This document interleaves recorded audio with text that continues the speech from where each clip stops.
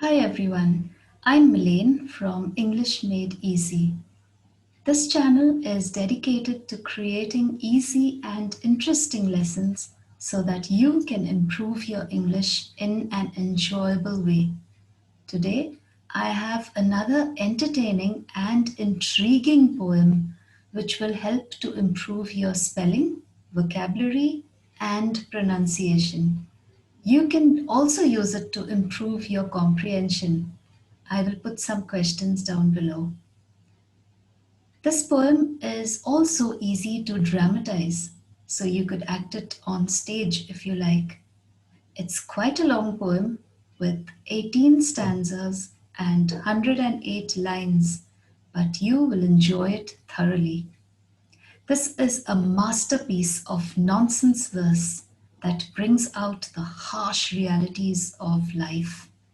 It's called The Walrus and the Carpenter, and it was written by Lewis Carroll.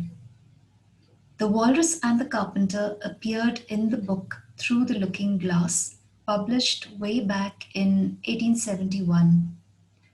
The poem is recited by Tweedledee and Tweedledum to Alice.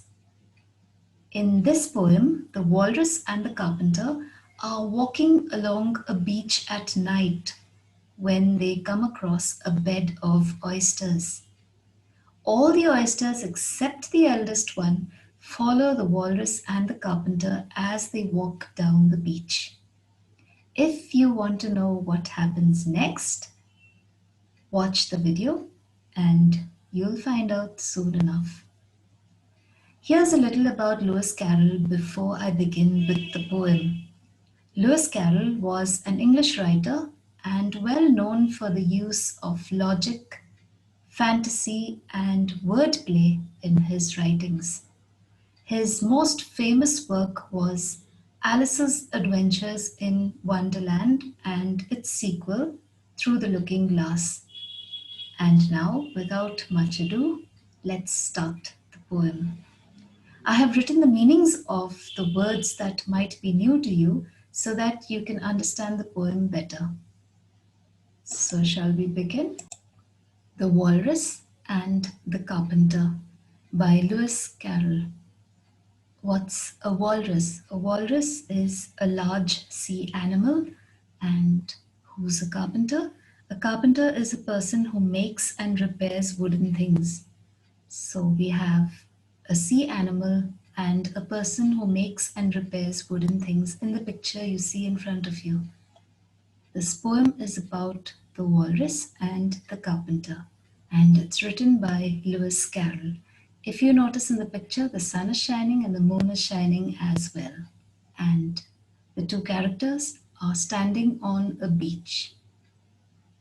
Let's begin. The sun was shining on the sea, shining with all his might. He did his very best to make the billows smooth and bright. And this was odd because it was the middle of the night. The moon was shining sulkily because she thought the sun had got no business to be there after the day was done. "It's very rude of him," she said, "to come and spoil the fun." The sea was wet as wet could be. The sands were dry as dry. You could not see a cloud because no cloud was in the sky. No birds were flying overhead. There were no birds to fly. The walrus and the carpenter were walking close at hand. They wept like anything to see such quantities of sand. "If this were only cleared away," they said, "it would be grand.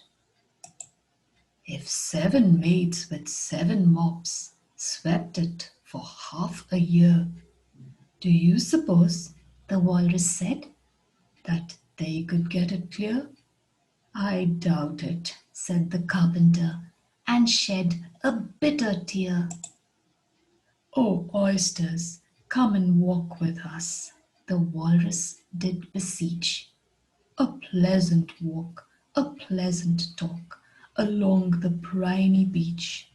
We cannot do with more than 4, to give a hand to each. The eldest oyster looked at him, but never a word he said.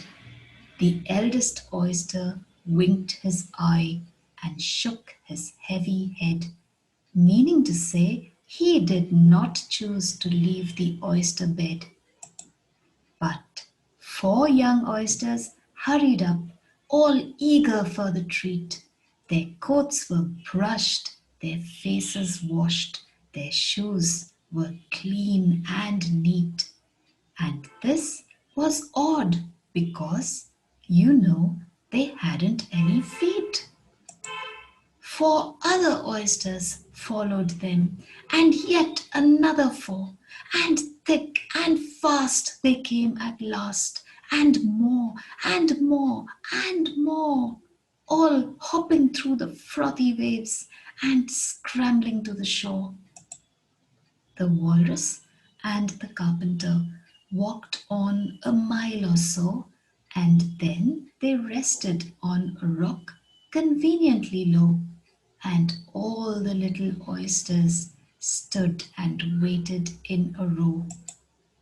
The time has come, the walrus said, to talk of many things, of shoes and ships and sealing wax, of cabbages and kings, and why the sea is boiling hot, and whether pigs have wings.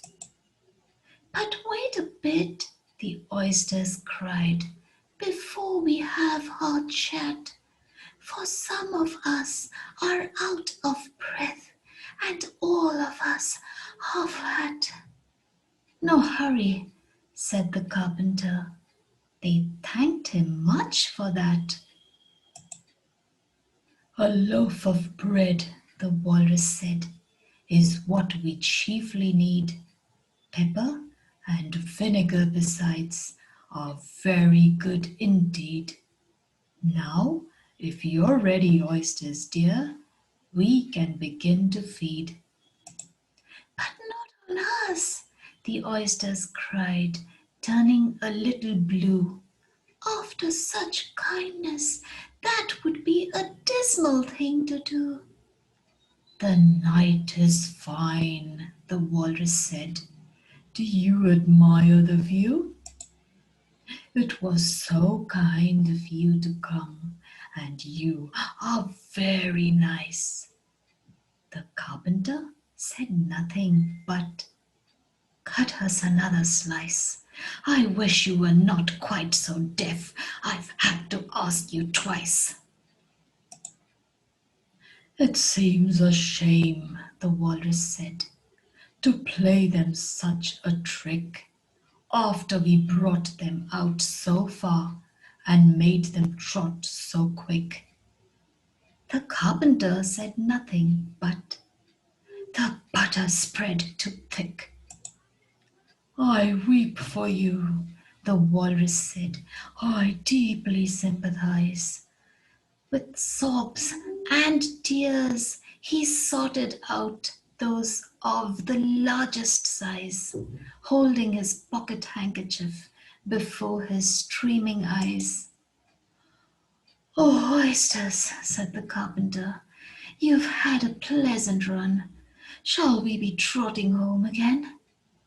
But answer there was none. And this was scarcely odd, because they'd eaten everyone. I hope you enjoyed that. You could play the video again and recite it with me to improve your pronunciation. Before I end this lesson, I would like to ask you who your favorite character in the poem was. Was it the walrus or the carpenter? Write your answer in the comments below. Here's what Alice said to Tweedledee and Tweedledum after she heard the poem. I like the walrus best, said Alice, because you see, he was a little sorry for the poor oysters. He ate more than the carpenter, though, said Tweedledee. You see, he held his handkerchief in front so that the carpenter couldn't count how many he took. That was mean, Alice said indignantly. Then I like the carpenter best if he didn't eat as much as the walrus. But he ate as much as he could get, said Tweedledum. That was a puzzler. After a pause, Alice began. Well, they were both very unpleasant characters. Don't forget to tell me what you think. The walrus or the carpenter? Or both of them or none of them? Until we meet again, remember to make the most of every moment. Just make it count. Bye for now. See you soon.